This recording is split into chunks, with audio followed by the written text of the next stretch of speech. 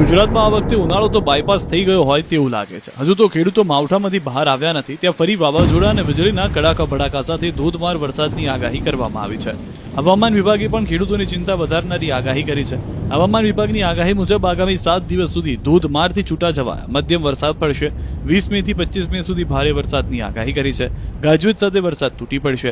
ત્યારે ક્યારે ક્યાં વરસાદ પડશે તેના પર નજર કરીએ તો 20મીએ ગીર સોમનાથ, અમરેલી, ભાવનગર, ભરૂચ, વડોદરા, પંચમહાલ, મહીસાગર, દાહોદ, છોટાઉદેપુર, નર્મદા, સુરત, તાપી, ડાંગ, નવસારી, વલસાડ, દમણ દાદરા નગર હવેલીમાં વરસાદ થશે।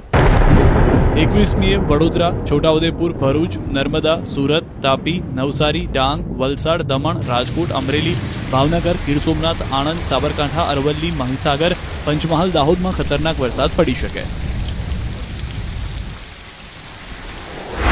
21 से लेकर 25 मई तक वो scattered rainfall light to moderate scattered rainfall का फोरकास्ट दिया गया है।